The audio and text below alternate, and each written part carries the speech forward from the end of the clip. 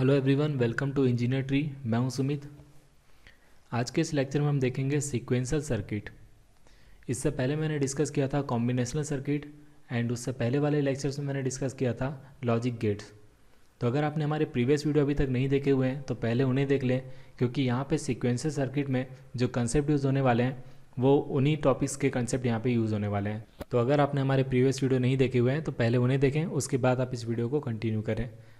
अगर आपने हमारे चैनल को अभी तक सब्सक्राइब नहीं किया हुआ है तो पहले से सब्सक्राइब कर लें। साथ ही जो बेल आइकन दिखाई दे रहा है आपको बगल में, उसे भी प्रेस कर दें, जिससे आपको हमारे आने वाले वीडियो के नोटिफिकेशन मिलते रहेंगे।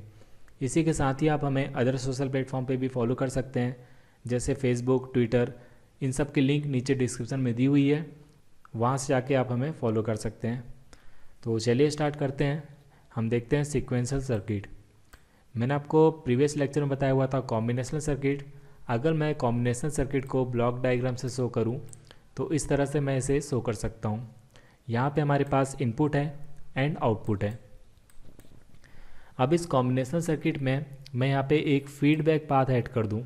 यहाँ पे आप देख सकते हैं मैंने एक फीडबैक सर्किट ऐड किया हुआ है इस तरह से। तो इस तरह से जो हमें सर्किट मिलेगा इसे हम बोलते हैं sequential circuit. So we can say sequential circuit is nothing but a combinational circuit with feedback path। तो यहाँ पे हमारे पास सीक्वेंशियल सर्किट एक कॉम्बिनेशनल सर्किट है विथ फीडबैक पाथ। अब सीक्वेंशियल सर्किट के अंदर हम लोग डिस्कस करेंगे flip flop, register and counters. तो सबसे पहले हम डिस्कस करेंगे फ्लिप फ्लॉप। तो फ्लिप फ्लॉप क्या होता है? फ्लिप फ्लॉप के लिए जो इंपॉर्टेंट बिट्स है मैंने यहाँ पे मेंशन की हुई है, आप इसे नोटबुक में लिख लें, क्योंकि कोई भी कॉम्पिटिटिव एग्जाम में इंपॉर्टेंट बिट्स से जो क्वेश्चन पूछे जाते हैं वो यहीं से पूछे जाते हैं। तो मैंने सब कुछ मेंशन किया हुआ है यहाँ पे। Flip flop is a basic memory element that use to store one beat.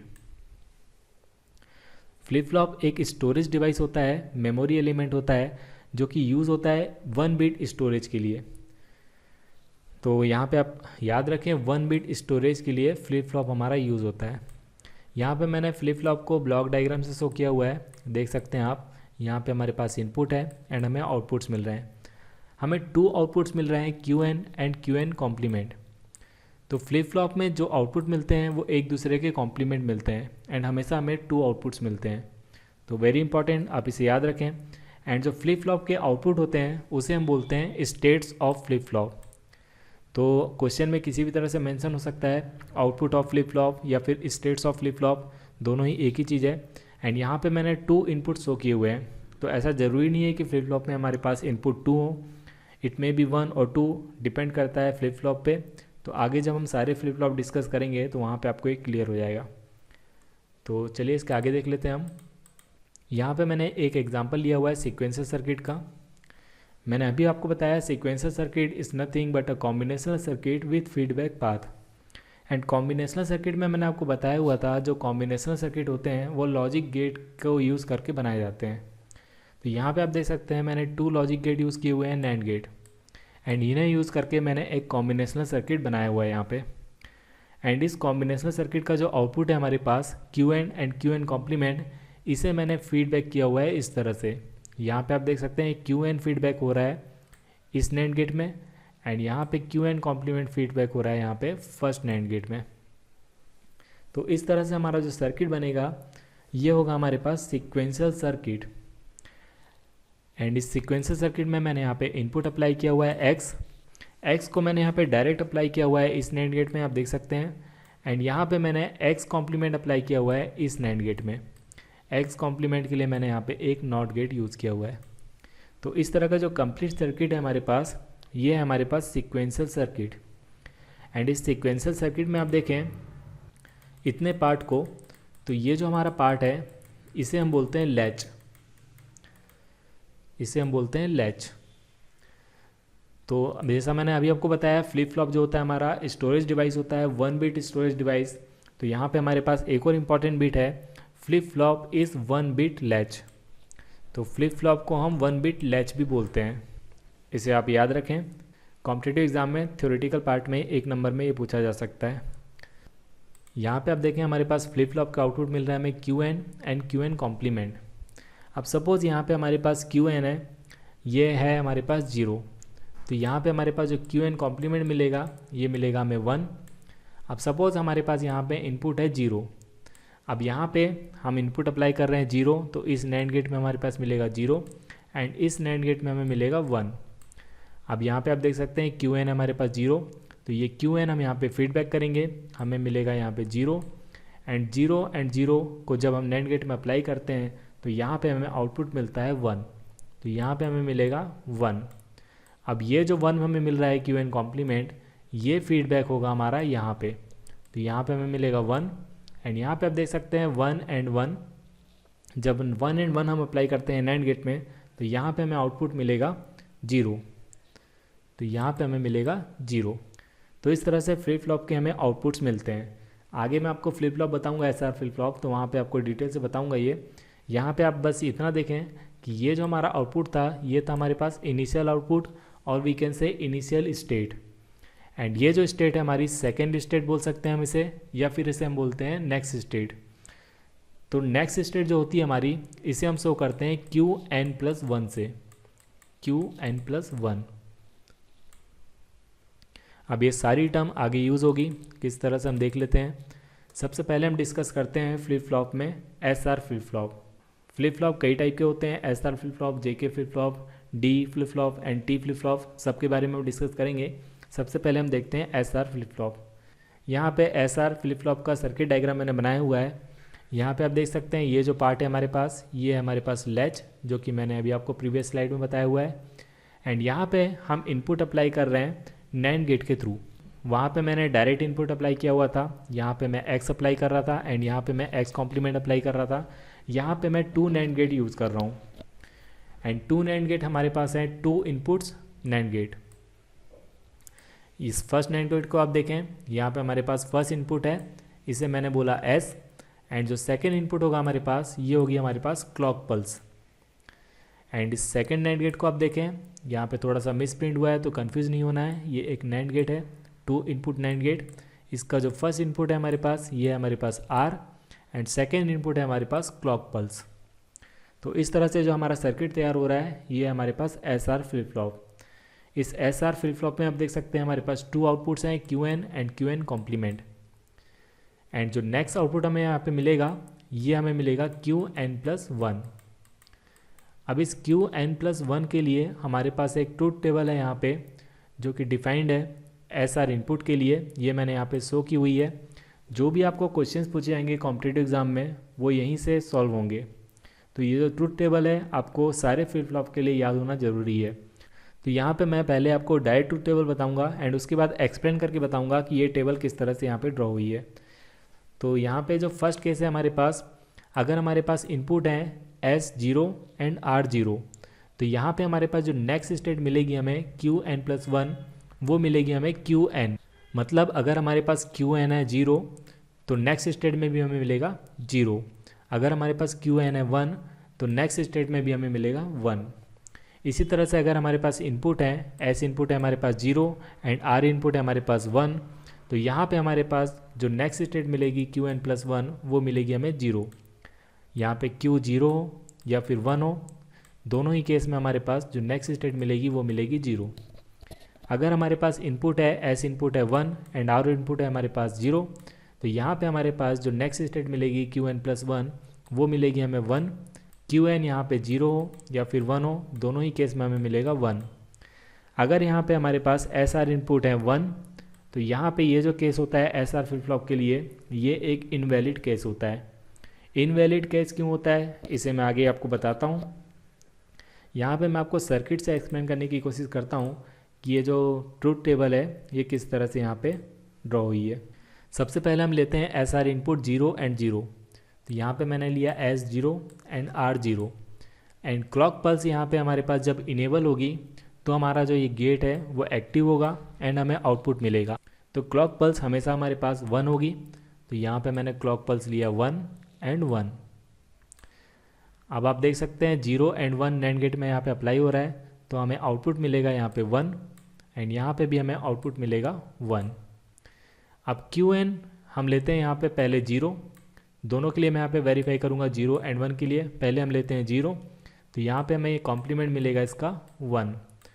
अब ये जो 0 है यहाँ पे फीडबैक होगा एंड यहाँ पे नैंड गेट में अप्लाई होगा।